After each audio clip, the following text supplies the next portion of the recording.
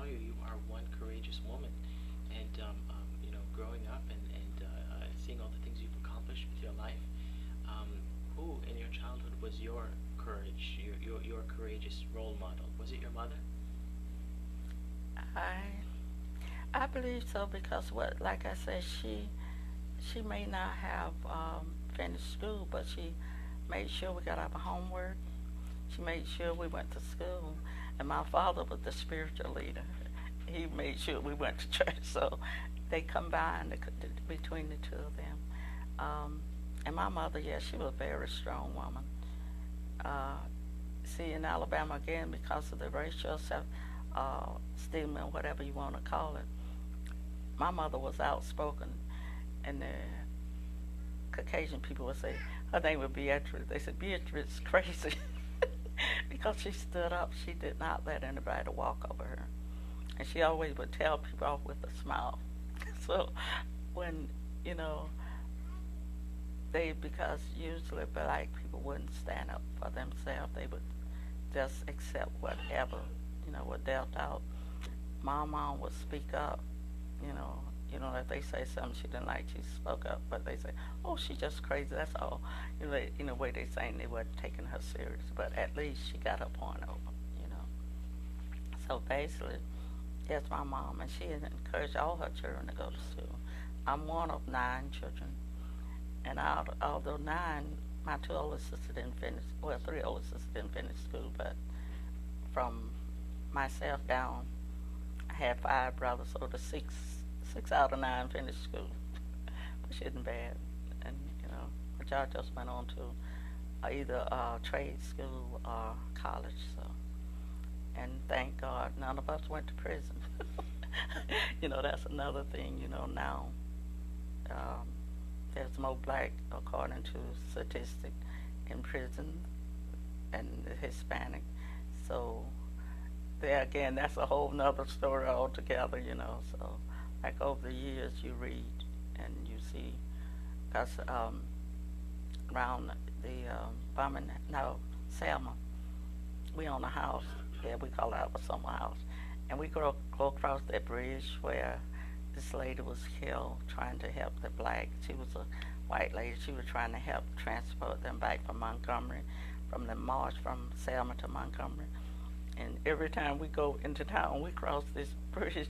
So it's a loss of history in Montgomery and Selma about civil rights. And another thing people need to realize, the people that gone on before, they risked their lives so they can vote and have the freedom they have, nowadays. And I know right now it seems like if we're left with some people, the clock will turn back, will go back, about the voting situation and so forth. But they got to understand something. Once, if they say you let the cat out the bag, you're not going to be able to put it back in there. So they need to understand people have rights, whether they want to admit it or not, and let people vote for who they want to. If they don't want that person, I mean, just because you're black, you may not want to vote for President Obama, so be it. But at least vote. Don't let nobody tell you who to vote for, but vote. This is what I tell my children, say, what the use? Hey, I said that one vote may make a difference. I don't care who you vote for, but vote. That's what I tell them, but I don't know whether they're going to take my advice, especially my grand.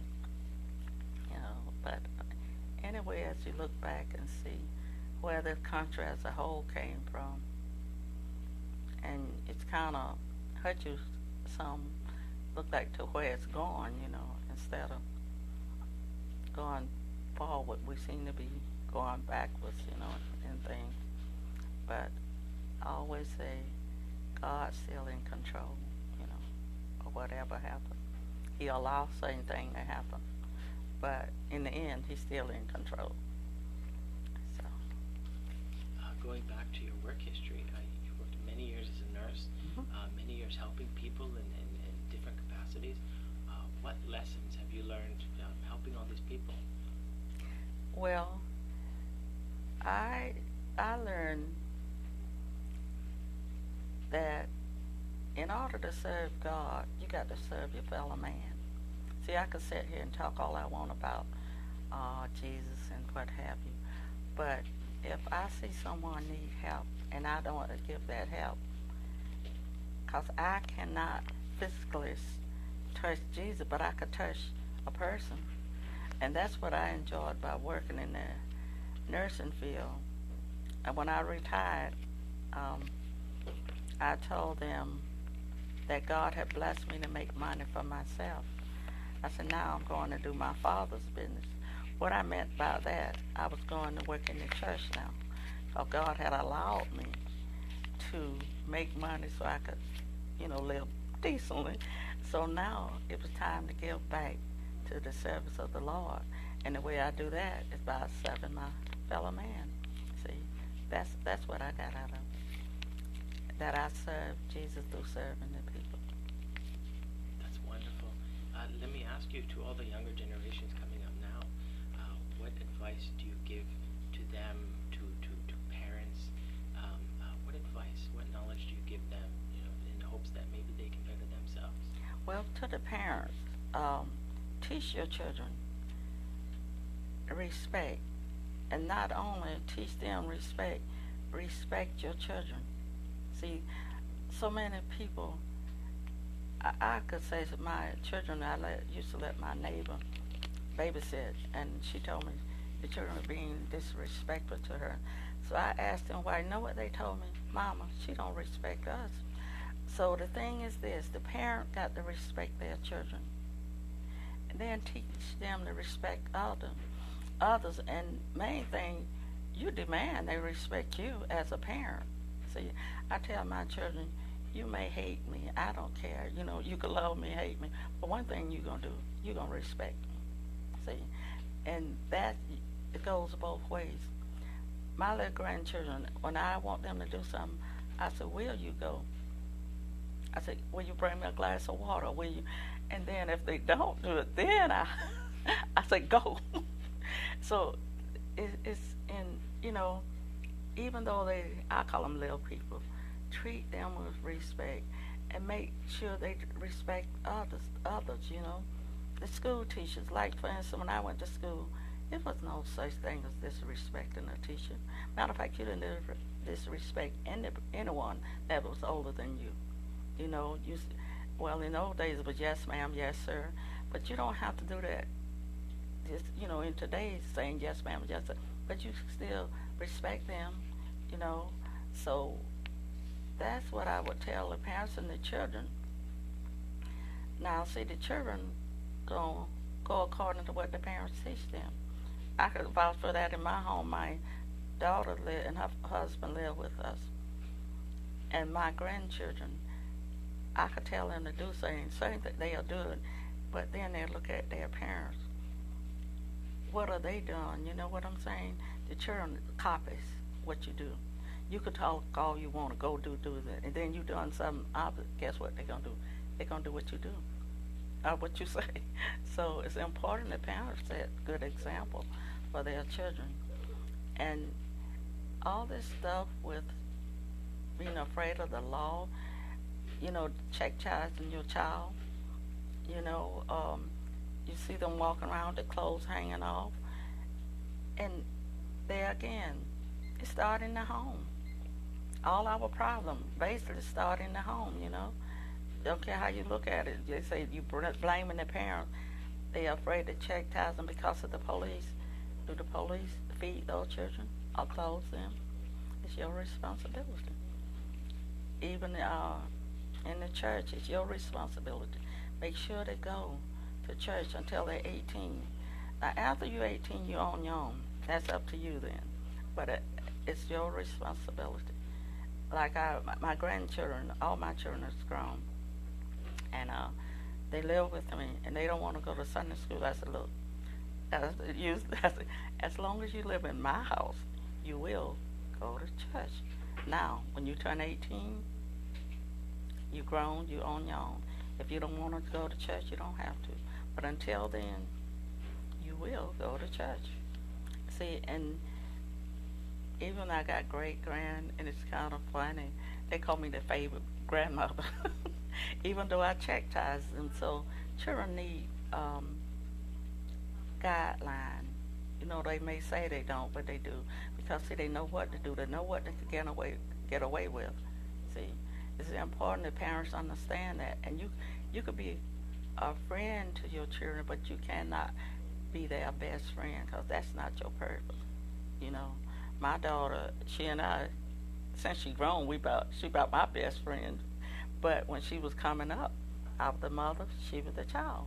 So that's where it should be. You know, um, this buddy stuff with your children. You still got to be authority figure in your children's life, and the children got to understand that you are the parent. They try you, you know, with their attitudes and stuff, but my children, I tell them, I said, now, if you don't like the way thing is, there's the door. See, there again, you don't allow that. So I would say to the parents, stand up, take their rightful position as a parent, and the children got to learn to be obedient. See, because if you don't obey in the home, you're not going to obey anywhere. You know, that's when you have all the stuff going on in the street. Disrespectful to the police officer, you know, people in authority. They disrespect them. And why? They have no respect at home. See, that's where it starts. You mentioned the libraries, and thinking about Orlando, how has the libraries, in your opinion, influenced the communities? How has it supported the community? Well, now, like I said, I've been coming to this library ever since it was. Matter of fact, was in Washington Shores, right across from my house. So, matter of fact, I started going to the one downtown. Then they put one in the neighborhood, and I started going there. Well, for those who want to use the library, it's very convenient, and it's the people, the atmosphere is friendly, and they assist you with what you need. Like I said, I've been coming here for years. I don't know the name of the people that work here, but you know, they always treat me with courtesy and what have you. And my grandchildren, I bring them here to the library. See, that's another thing. It's a progress, you know. You don't stop. My grandchildren read too. They like books. They like movies and of course stuff like that. But they again in the home, you know. They see, even I got a 3-year, well, he'll be 3 to 24 this month, grandson. He like books. He like to read. I be reading, he come try to read, so I have to read to him. So this library really is a nice facility. The location is available to those who, you know, want to come to it. So I find it's helped my grandchildren in their schoolwork. And they need to come to the library. I know lots of people going to the computers now, but I still like to read. So it's really served its purpose. I have one final question for you. What would you like to be remembered for? I like to be remembered as a God-fearing person, and that I live my life to serve others. That's what I would like to remember that. That's wonderful. Thank you very much. You're welcome.